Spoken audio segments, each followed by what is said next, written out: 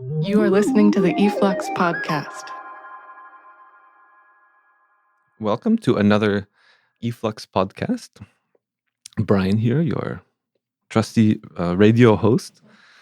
Really happy to be joined by Laura Raicovich and iLiana Fokianaki by way of very, very super brief introduction.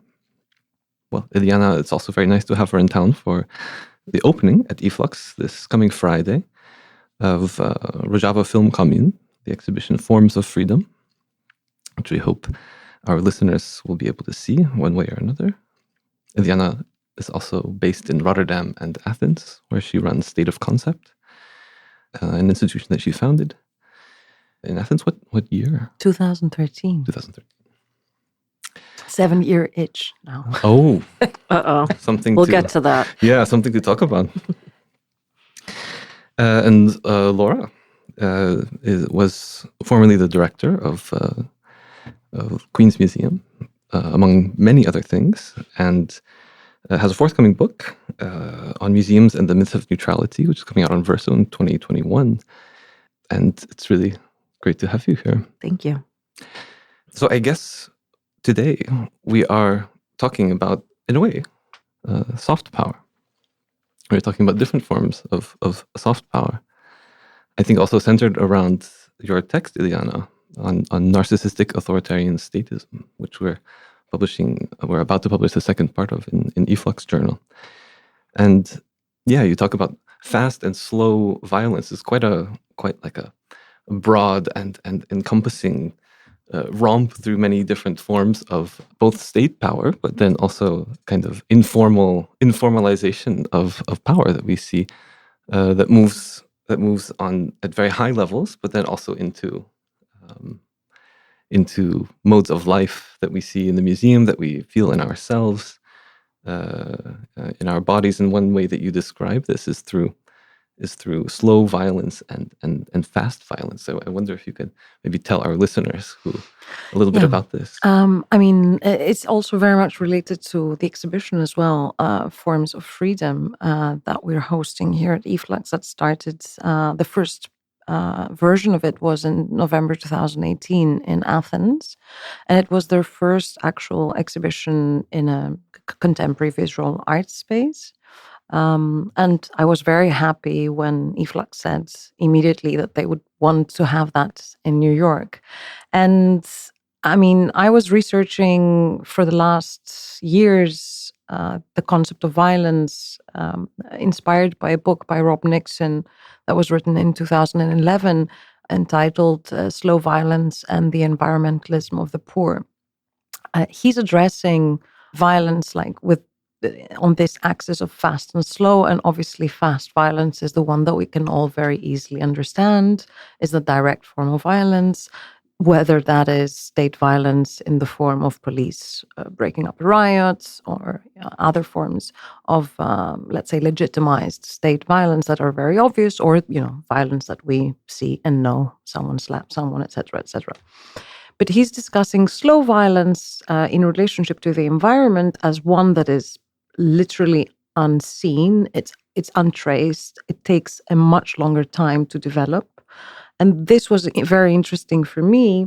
And I was trying to think of this through this thinking of his in relationship to the environment, how we can think of different forms of state violence that develops in longer amounts of time and is not visible and is not recognized as violence just because it is extremely slow. For instance, again, inspired from the locality that I am from, the financial crisis in Greece has perpetrated a lot of slow violence to its citizens through the state because of changes, very simple changes, such as, for instance, the cut of pensions, and how that can be considered as a form of slow violence that really changes the life of someone. We have cases, for instance, that a lot of people, due to the changes in their financial situation, either committed suicide or, you had extreme changes in their life. But of course, these are never recognized as forms of violence because they're very much legitimized. They're very much normalized, let's say, through the state. So this, for me, was an interesting way to look at violence and to start considering that slow form, that undetected form, also in the field of culture at large, and how cultural workers and institutions that, of course, represent many times the states and are kind of formations of state power in that sense, and how they're implicated in these types of violences, how they continue them, how do they mimic these structures of violence. And yes, I was starting to think mainly how we witness, also to link it, let's say, with the environment as well, and what Nixon describes in the book, how lately we have seen that specifically in New York, for instance, with a lot of museums, that now there are questions about their boards and how the boards are implicated in different types of violence, be it fast ones or slow ones, in the case of Candors, for instance, or in the case of the Sackler family, which is another example of, let's say, slow violence, and how the museum itself gets implicated into that. And then again, of course, forms of abuse of power that we see through institutions that are extremely interesting to inquire and to discuss about. So my kind of thinking process was going through that, because I think it's one aspect that we haven't really addressed. How much are we implicated in perpetuating these types of violences? Mm-hmm. And I think it's a good point to somehow start to see how we can change also the forms that institutions work with.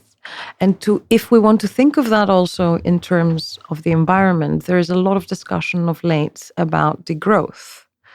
There is a position at the moment that, the first world, the so-called first world, should slow down. We're talking about degrowth in order to be able to salvage the last bits of our civilization and of climate catastrophe, to kind of slow it down. And I also tried to think that through the institution. What would it mean for an institutioning of degrowth? What could degrowth mean? Yeah, degrowth is a very interesting also kind of form of withdrawal, isn't it? Right, where the idea is not so much to expand, even to expand one's purview, to be, for example, more inclusive, but actually to start to maybe exclude certain aspects of your mandate, be a bit more modest, and it's something that we see happening as a response a lot of times when the larger systems become suspicious or problematic. It's of course no coincidence that the era of soft power, which we could say maybe started around the 90s, is also the era of expansion of contemporary art, where really the cultural sector and the softness of power sort of it's one of its major apparatuses is culture, as a culture industry, as an art market, or through institutions of culture.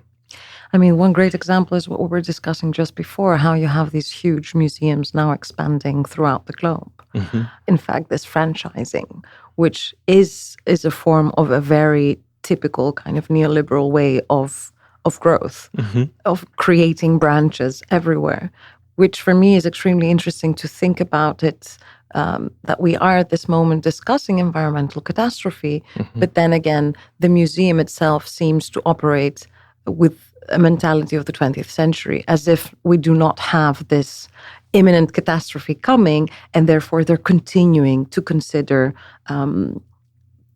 their product, for a lack of a better word, as we need to expand, we need to create it to make the brand even larger, even bigger, with lots of kind of different places where it is. Right. As a matter of survival. Yeah. I wonder also about the possibility of even repurposing art institutions. Laura, you have written about sanctuary, of art institutions functioning in terms of sanctuary. I wonder if you could speak a bit about that. Yeah.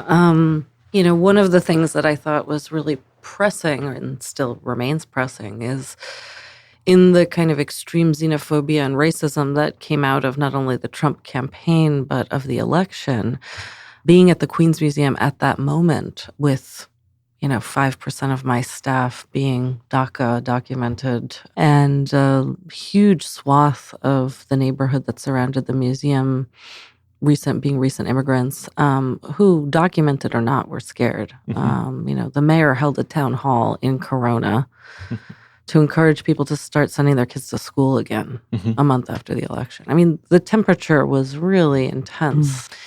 So the idea of an arts-based sanctuary, to me, made a whole lot of sense.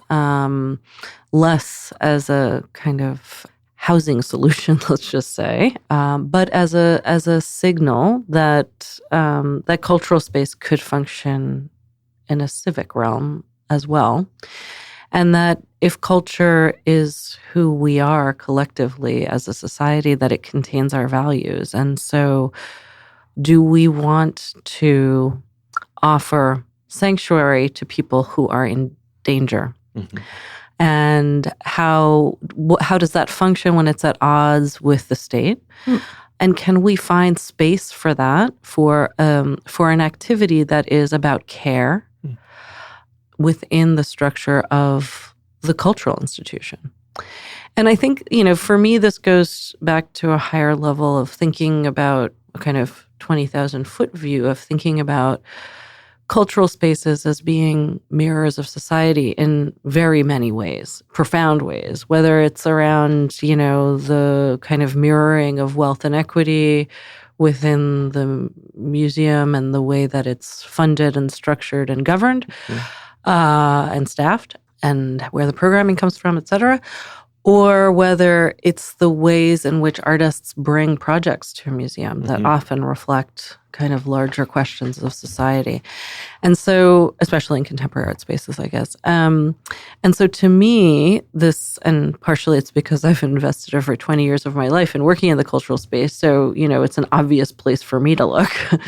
But I really believe that if there's something that culture can contribute, it is probably into the larger society beyond the production of culture itself. It also might be that we can experiment in ways that are unorthodox to make the rest of society better, to actually create some models for okay, this kind of worked. And if it worked in the museum or the cultural space so closely hews to the problematics and inequities embedded in society, how can we imagine that? And it's this piece about imagination. And I think, one of the things that makes the Rojava film commune, the whole story about Rojava, so incredibly powerful to me, is this power of imagining a different future and actually doing it.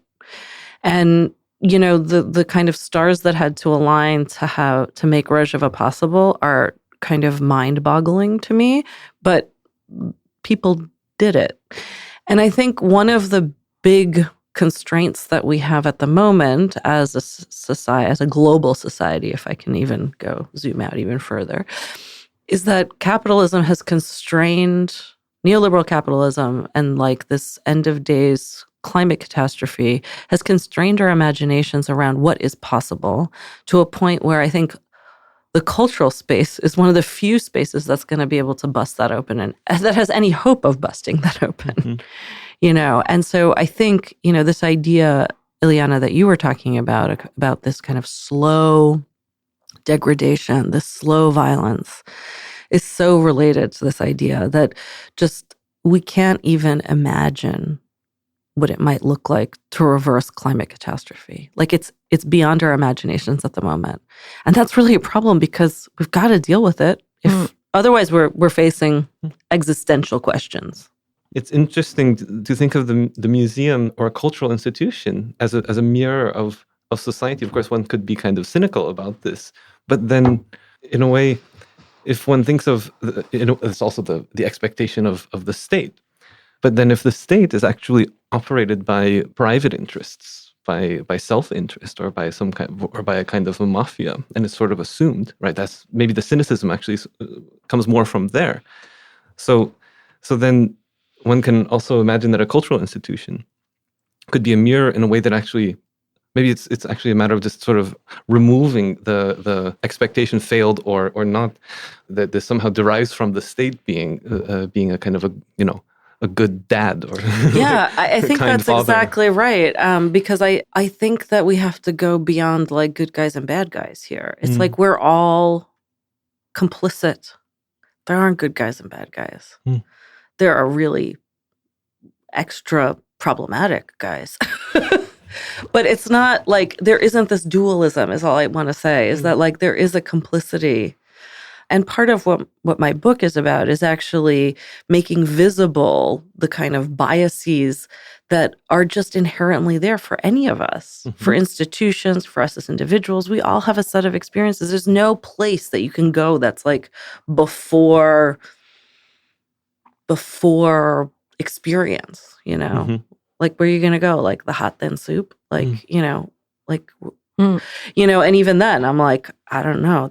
I don't think that works either. But, and this is where the institution comes in, because everybody has, everybody talks about DNA of institutions or their values and blah, blah, blah.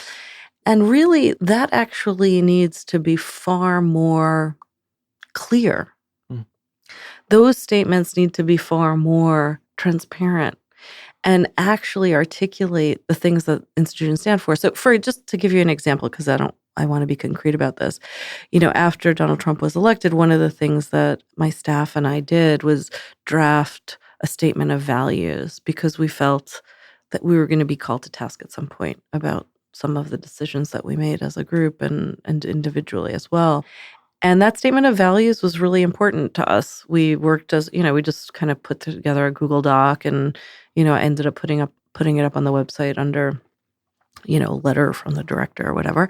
And, the board unanimously approved it. So it was interesting because everybody loved the ideas. Where the rubber hit the road was on operationalizing those ideas. Because I think in some senses, it's really easy to say we're, really committed to equity. But what does that mean about the internal structures that you don't even see as problematic, that you have to then address if you say you care about equity?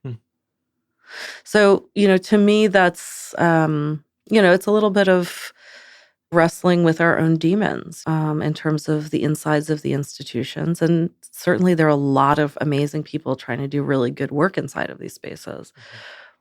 But the pressure from the outside doesn't hurt either, I don't think. Yes, for me, it's quite the opposite, in the sense that obviously, I'm operating in an institution that is a precarious, small-scale institution that is extremely independent in its precarity. And I don't have this formal aspect of the institution, which is, a curse and a luck at the same time.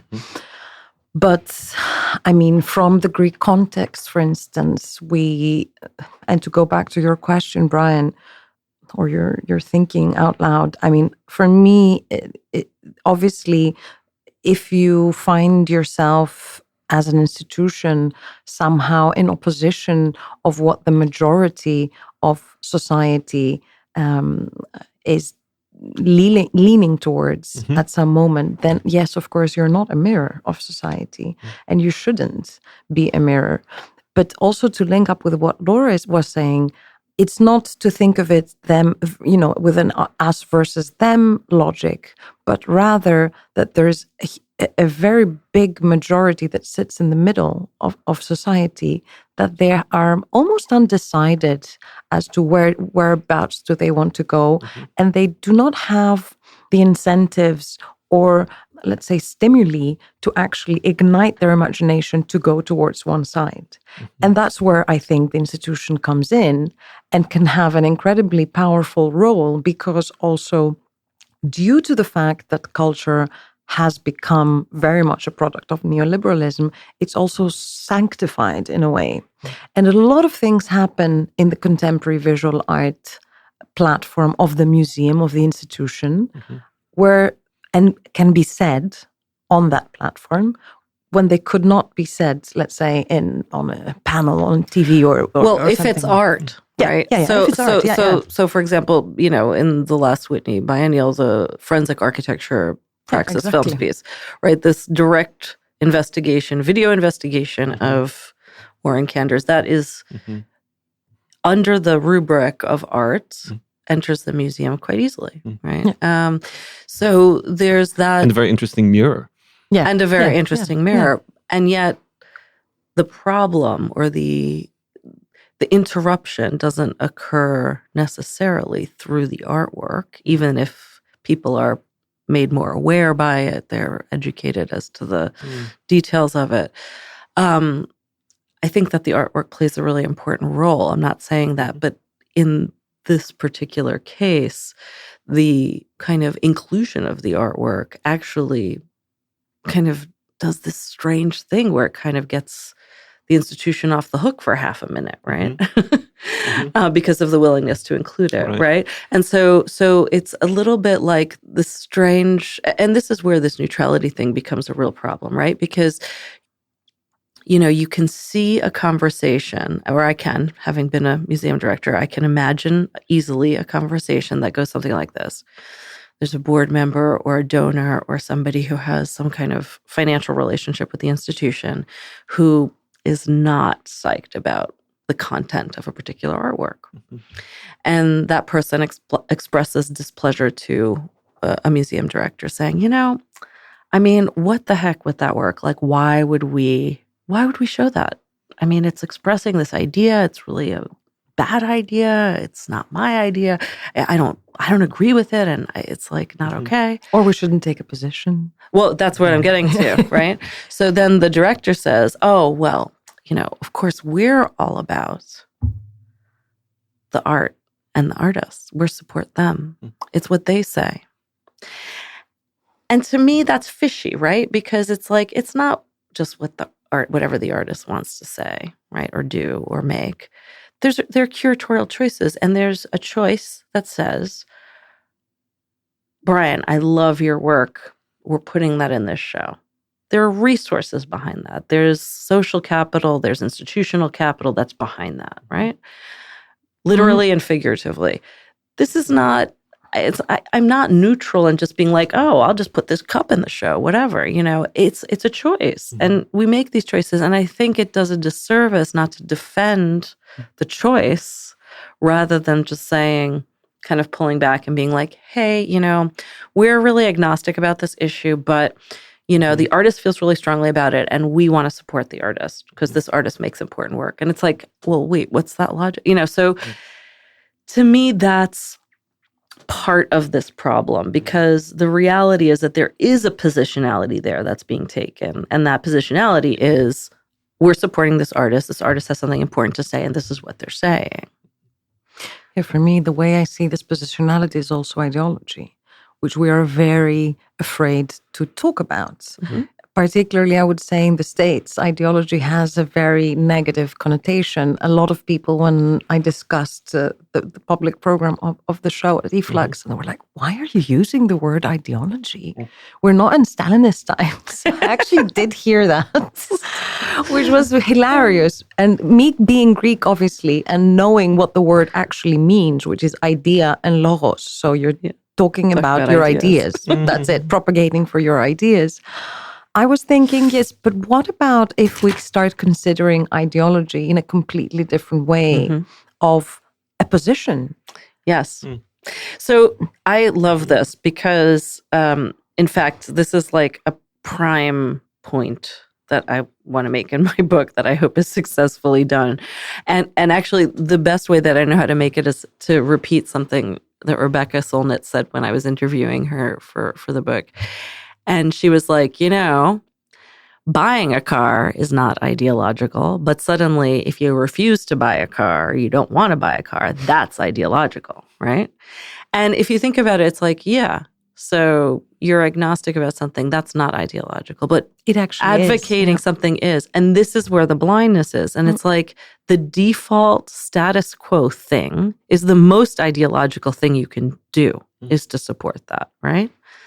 So to me, that's really interesting, especially as it relates to what inclusion means, what these ideas, because it's not like the histories that have been excluded it's not just people wanting to complain about that and get inside. They're also like off doing their own thing. It's like, shouldn't we all want that other story? It's not, it's not necessarily up to us, and so far it has been from a colonial standpoint, and you and I have talked about this, but just the colonial piece has been done, very, very nicely, and, highly, infectiously, right? To get inside our brains so that doesn't even seem like ideology. But very much it is. I mean, this. Of course. Yeah. I was actually thinking about that, and the tropes of the museum, like the tropes of the museum, they're very much born through colonialism. The modern museum, the archaeology museum, the ethnographic museum, all these museums that are the fathers of the museum as such, created a trope. What does it mean to institute? How do you operate as an institution? What are the infrastructures? And this is what I'm afraid that we are unable to surpass and break through the constructions of what an institution is. And these constructions also, I think, involve no ideology in the institution, because culture, it's not civilized. Well, and it also, it obviates expertise. Yeah. If you talk about ideology, and the museum is meant to be a site of expertise, but that expertise in and of itself is never neutral and never not ideological. So you have to then double back. And there's so many people there's so much investment in it because people are credentialed, there's, people's livelihoods on the line. There's all kinds of real things that this all relates to. It's not just like a theoretical language that we're discussing. But it also is invisible. And this is the problem, right? So when these systems or institutions manifest their ideologies invisibly, that's when the problem exists. Because if you're manifesting the ideology, but you're clear about it, it doesn't need to be bad. My ideology could be, I am like super interested in doing anti-racist work. Yeah, for if instance, that's my lens, feminism is a form of ideology, exactly. And also, what is interesting for me is as well that there has been very much a taboo in terms of artistic practices that are ideologically infused, let's say, throughout the last 60 and 70 years. Like the work of the Rockefeller Film Commune, for instance, is a work that is very much positioned onto an ideological accent. And this is also interesting to see how people react to this type of work. It reminds me a little bit the way that Russian constructivism was shunned from the art world for decades on and on. And I mean, I think this for me also is a way to kind of break the tropes of the modern white patriarchal museum, to kind of really understand that neutrality, the way also that you describe it, Laura, is complicity. That's right. This is a big question in the US also, because there is a real kind of confusion, I think, between a certain kind of liberal ideas, which are essentially quite centrist, given the full spectrum, and the left, which has a very clear kind of discourse on class and ideology, right? So this is why I think also the term and critiques based in ideology are sort of shunned, because there's supposed to be a much more fluid kind of liberal openness to anything, but in a sense it's something like where in a way, as you say, Laura, the rubber kind of never really hits the road, and you always sort of maintain enough flotation to maintain the status quo, to allow powerful orders to sort of maintain their authority. Don't you think also that in particular in the case of the States, and I'm actually the outsider here, the tourist that is observing, is very much kind of the trauma of McCarthyism. That during also that period of the 50s, culture was so much affected by this anti-leftist positioning that then the institution as well was so traumatized so as to say that I will never take an ideological position, as well as, I mean, it's also in terms of politics. Being here for a week now and like just putting CNN on and looking at the way that particular democratic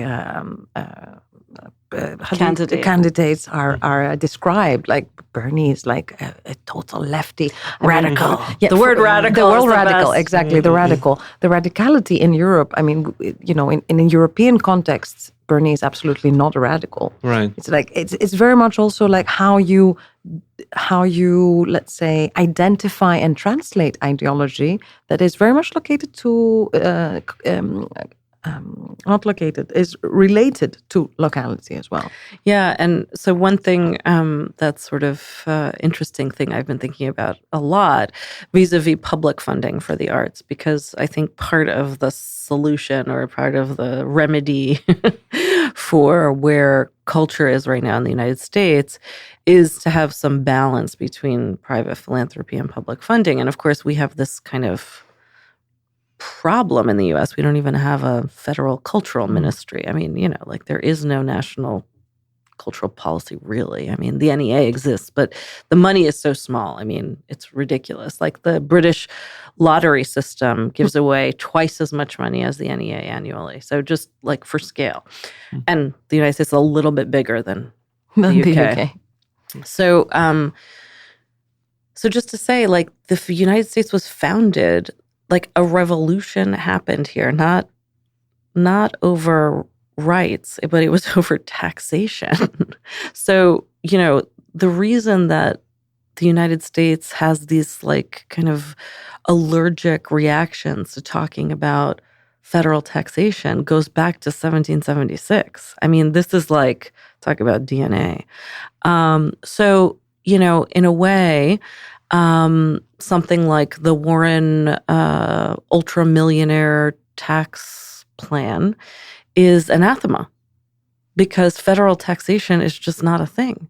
But if we think about the ways in which the public actually is already giving through culture by the fact that we as a populace have granted the right to wealthy individuals and foundations to actually get to not pay taxes or to get a tax break or a tax deduction if they make contributions to museums.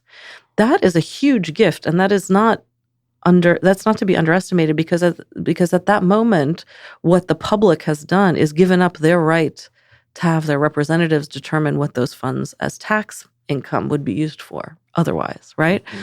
So to me, this, I started in 1776, but like it plays into the way that philanthropy works and why it's really weird because nobody really thinks about the fact that we as individual citizens have actually granted permission for this whole tax system to operate. Mm-hmm. Now, maybe it could be recognized, or maybe we need to imagine that it's not only the Pentagon and, foreign wars and tax breaks for extremely wealthy people that get unfunded, that where the money is just taken out of like general taxation pools, where it's like federally unfunded initiatives. And maybe culture needs to be one of those. Mm-hmm. It would cost a heck of a lot less. Mm-hmm. So just to say, like, in this imagination piece, which is where like I want to sit because I'm like, if it's all broken, we've got to fix it. So we've got to imagine it totally differently. Mm-hmm. And so if we say, oh, well, the United States, you're never going to get public funding, it's like, well, then, what are we why are we even here? Mm-hmm. Let's talk about how that could happen. Mm-hmm. And that means that we have to have local and regional and national conversations about what culture is, how it serves people, what it does, how it operates, and what our collective desires are around culture and cultural space. Maybe by way of conclusion, I will just ask one final question, which is, I wonder whether, also reading your text, iLiana, one of the maybe inspiring is a little bit is a little bit like dishonest. Oh, be inspired. But, yeah. one of the really kind of.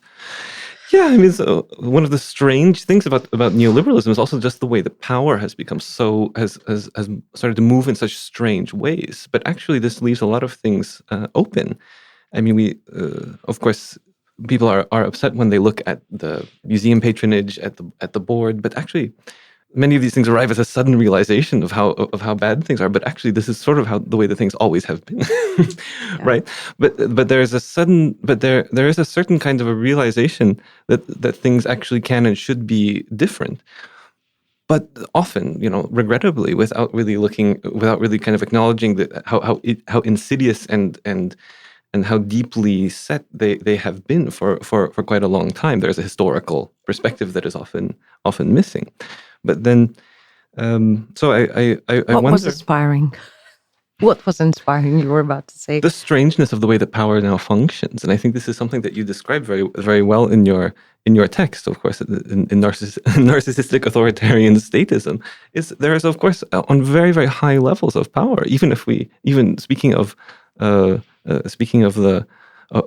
left, suddenly you have not only far right, but suddenly there's a certain kind of total fatigue and frustration with status quo centrist politics. So there's a real need for far right and far left for some real options for the rubber to hit the road somehow in some sense. So I wonder how, if we are to kind of go with the strangeness, what would you envision? What do you think is could actually be built from this? Well, I mean, for me, also to address the whole idea in terms of how the institution operates specifically here in the States, and me looking at it from afar, I think it is also a very inspiring, to use your word, a very inspiring moment, because you see a lot of formations of counter powers to these powers. So we have been recognizing, due to the fact that we have these narcissistic authoritarian statist figures such as Trump or Bolsonaro or Boris Johnson or what have you, we are able to recognize this trope of power, and therefore there have been a lot of constellations of particularly cultural actions, for a lack of a better word, or positionings that have been trying to really create counter-hegemonies, as I call them as well in the text. I mean, forensic architecture, obviously, which is my main example in the text, is one, which I think is almost in a romantic way, I will say, but it's not a bad romantic way, that it somehow manages to answer the question of what the artwork can do. This missed promise of the 20th century of the revolutionary power of the artwork is somehow reappears here. And I mean, I finished the text with a phrase from a trial that I've been following now in Greece, which is of a neo-Nazi party that is on trial. And it was, I mean, it really gave me goosebumps that I was in the big, trial room in Athens, and the lawyer that was giving his final speech was quoting forensic architecture in the courtroom and describing their artwork. And for me, that was like a really powerful moment. And therefore, I can say that it's our absolute responsibility to position ourselves extremely clearly as cultural workers, facilitators, institutions, directors, curators, etc., to nourish these types of practices and to push for these types of dialogues, even if most of the artworks or curatorial practices will not manage to reach this level of true agency, potency that the artwork has, even if it's just the imaginary. I think it's enough. And we are at this cusp at this moment that I think if we don't understand these tropes of power in order to be able to reappropriate them and own them, we will definitely lose. Yeah. I feel like it's that whiplash between having Donald Trump be the president and then have somebody like Alexandria Ocasio-Cortez in Congress. It's like the reality of that simultaneity is so bizarre because I've never actually met an elected official. I mean, I've never met her, but like I've never encountered an elected official who I felt like actually my ideas are very close to what she espouses, So it's that strangeness that I think you're identifying and that you're talking about, iLiana, about, kind of jumping on that I think these examples of the way that art and artists and artistic production has influenced the discourse is enormous. I mean, if you think about right now, debt forgiveness, this idea of debt forgiveness comes from Occupy Wall Street. It comes from strike debt, which was largely comprised of a collective of Greece. in Greece, yes. Never forgiven the debt of ours, but yeah. Should be. But this collective, this collective group of artists who put together a very important set of ideas upon which a whole movement around debt forgiveness has now been created, and it has actually entered into I was so shocked when Astra Taylor was quoted by Bernie Sanders. I think everyone should be quoting Astra Taylor, but like, it was an amazing moment. And I was like, wow, it must have felt similar to you sitting in that courtroom, although I can't quite imagine. It was Hannah Arendt and forensic architecture. It was just beautiful. Yeah, it's amazing. So here we are, and that's, I think, the reality of the situation right now is that there is cultural production that is happening that is on this edge that's enabling us to see and experience things. And that's why I think there's such an urgency that our cultural spaces function better for more people, because if we can get those people who you were talking about before engaged in that cultural space, and this is part of their experience, we have much more to talk about. And maybe we can even save the planet in the process, Let's be optimistic. Yeah. Laura, iLiana, we're indebted to you. Oh, thank you very much. Our pleasure. Thank you so much. You. Thank you, iLiana. Thank you.